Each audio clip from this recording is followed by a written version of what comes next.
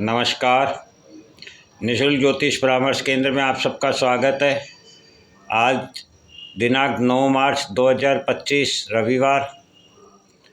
जैसा कि हमारा कुंडली अध्ययन पर चर्चा चल रही है, हमने धनु राशि धनु लग्न तक का अध्ययन किया।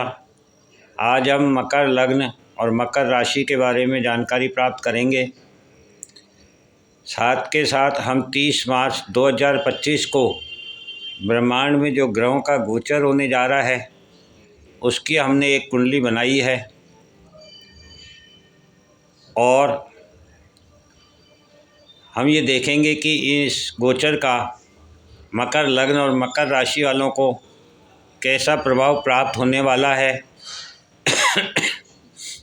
जिसके संकेत इन्हें 14 जनवरी 2025 से ही मिलने शुरू हो गए होंगे। तो सबसे पहले हम देखते हैं कि इनके तीसरे भाव में 12 नंबर राशि लिखी हुई है, वहाँ पर 6 ग्रह स्थित होंगे। शनि, शुक्र, बुध, राहु, सूर्य और चंद्रमा। ये 30 मार्च 2025 को होंगे और इनकी साढ़े साती समाप्त हो जाएगी। और पंचम भाव में 2 नंबर वृष राशि में गुरु स्थित है और छठे भाव में 3 नंबर राशि में मंगल स्थित है और नवम भाव में 6 नंबर राशि में केतु स्थित है।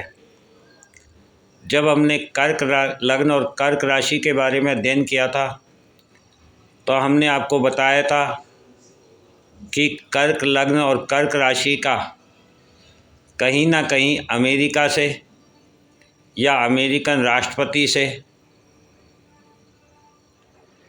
उसका संबंध बनता है। ठीक इसी प्रकार से मकर लग्न और मकर राशि का यूक्रेन से या यूक्रेन के राष्ट्रपति से कहीं ना कहीं संपर्क बनता है।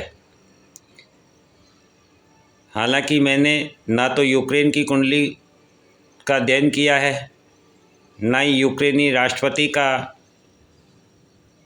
कुंडली का अध्ययन किया है, किंतु जिस प्रकार का प्रभाव मकर लग्न और मकर राशि वालों को प्राप्त होने जा रहा है उससे स्पष्ट है कि यूक्रेन का किसी न किसी रूप में मकर लग्न या मकर राशि से संबंध है। क्योंकि आप देखेंगे तीसरा भाव पराक्रम का होता है, कम्युनिकेशन का होता है, छोटे भाई बहनों का होता है, पड़ोसियों का होता है और वहाँ पर 6 ग्रह इकट्ठे हैं जो कि अपनी 7वीं दृष्टि से केतु को देख रहे हैं। अब केतु इनके नवम भाव में हैं और नवम भाव धर्म का होता है, भाग्य का होता है, पूर्वजों का होता है। तो आप देखेंगे कि इस समय यूक्रेन अपने भाग्य को जानने की कोशिश कर रहा है, अपने भाग्य को बदलने की कोशिश कर रहा है, अपने पूर्वजों को याद कर रहा है, अपने पूर्वजों से जुड़ने की योजना बना रहा है। जैसा कि 2014 में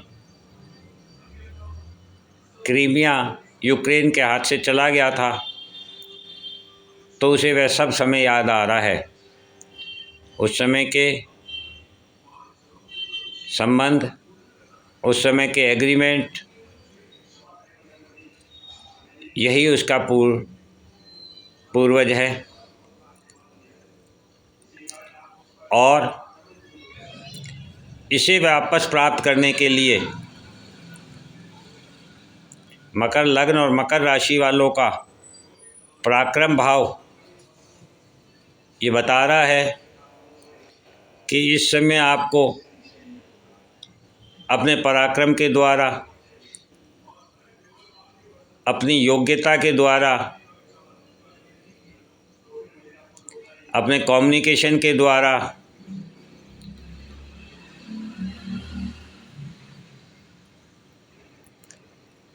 अपने भाई बहनों के द्वारा, अपने पड़ोसियों के द्वारा आपको अपने भाग्य को बदलना है, अपने धर्म को बदलना है और उसे वह मूर्त रूप देना है जो आपका वास्तविक स्वरूप है। इस समय मकर लग्न मकर राशि वालों को एहसास हो रहा होगा कि उनका वास्तविक धर्म क्या है और वे कर क्या रहे हैं। क्या वे अपने धर्म की पालना कर पा रहे हैं? क्या वे अपने भाग्य को प्राप्त कर पा रहे हैं? क्या वे अपने पूर्वजों से जुड़ पा रहे हैं? क्या उनके पूर्वजों के द्वारा जो संस्कार और संस्कृति दी गई है वह उस पर चल पा रहे हैं? यही 6 ग्रह इन्हें संकेत दे रहे हैं। साथ में गुरु पंचम भाव में बैठकर, पंचम भाव हमारे पूर्व जन्म का, संतान का, प्रेम प्यार का और मंत्र जाप का होता है। वृष राशि हमारे कुटुंब की होती है, धन की होती है, कर्म की होती है और गुरु उच्च ज्ञान के, धर्म नीति नियम के पालन करता है। तो वे बता रहे हैं कि अपने बुद्धि और विवेक के द्वारा अपने धर्म को, अपने ज्ञान को पहचानिए और अपने धर्म, अपने ज्ञान के द्वारा अपने प्रेम और प्यार से संतान रूपी समझकर अपने भाग्य का निर्माण कीजिए। आपके पूर्वजों के लिए, आपके धर्म के लिए, आपके भाग्य के लिए अपने ज्ञान को, अपनी बुद्धि को, अपने विवेक को कर्म के द्वारा इस्तेमाल कीजिए। और छठा भाव जहाँ मिथुन राशि है उसमें मंगल स्थित हैं। छठा भाव हमारे ऋण रोग शत्रुओं को दिखाता है, दैनिक कर्मों को, कंपटीशन को दिखाता है। और 3 नंबर राशि मिथुन राशि किसी का साथ दिखाती है, क्योंकि मिथुन राशि का प्रतीक चिन्ह एक लड़का और एक लड़की है, अर्थात जोड़ा, पेयर। तो ये मंगल जो कि ऊर्जा के कारक ग्रह हैं और मिथुन राशि के स्वामी बुध हैं, कम्युनिकेशन के कारक ग्रह होते हैं बुध, और मंगल एक्शन के कारक ग्रह होते हैं। तो मंगल, इनकी ऊर्जा इन्हें ऋण मुक्त होने के लिए कम्युनिकेट कर रही है। इनकी ऊर्जा को तभी सुख प्राप्त होगा जब वह अपनी ऊर्जा का सदुपयोग अपने ऋण रोग शत्रुओं से मुक्त होने के लिए, अपने भाग्य का निर्माण करने के लिए, अपने पूर्वजों के लिए कर्म करने के लिए उपयोग में लेंगे। इस प्रकार का संकेत मकर लग्न और मकर राशि वालों को प्राप्त हो रहा है। इन्हें अपना भाग्य, अपना धर्म,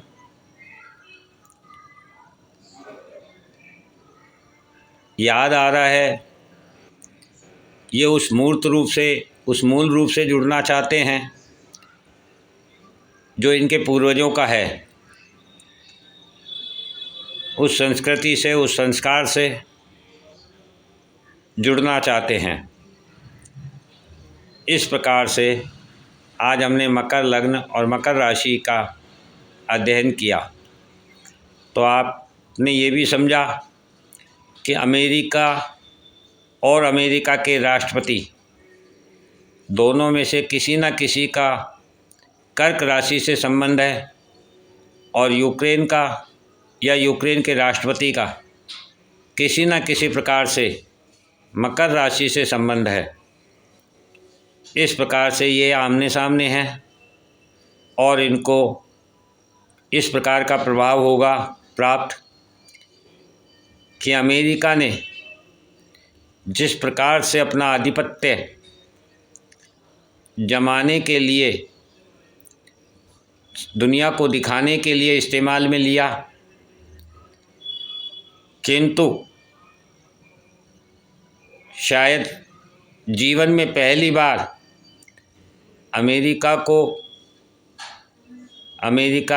अमेरिकन राष्ट्रपति को कोई दूसरा राष्ट्रपति उन्हीं की धरती पर उन्हें ज्ञान और बुद्धि विवेक देने का हौसला कर पाया है। फिर वह चाहे कितना भी ताकत में कमज़ोर हो अमेरिका से, चाहे जनता में, क्षेत्रफल में, हथियारों में, अर्थव्यवस्था में या किसी भी रूप में, तो ये समय ये बता रहा है कि जो भी व्यक्ति इस समय अपने अधिकारों को जताने का प्रयत्न करेगा, अपने अधिकारों का दुरुपयोग करेगा, समर्पण के भाव से कार्य नहीं करेगा, उसके लिए छोटा सा छोटा मुद्दा भी बहुत बड़ा बनकर उसके सामने खड़ा हो जाएगा और उसे प्रभावित करेगा, उसके इमेज को, उसकी ख्याति को, उसकी ताकत को, और ये दुनिया देखेगी और इसकी चर्चा इतिहास में होगी। अर्थात आने वाले समय में अमेरिकन राष्ट्रपति और यूक्रेन के राष्ट्रपति के मध्य जो मीडिया के सामने, पत्रकारों के सामने वार्ता हुई, इसका प्रभाव आज चाहे कैसा भी हो, किंतु भविष्य में इतिहास में इस बात की ज़रूर चर्चा होगी कि अमेरिका को भी कभी किसी शख्स ने उसी की धरती पर उसे ज्ञान देने का प्रयत्न किया था।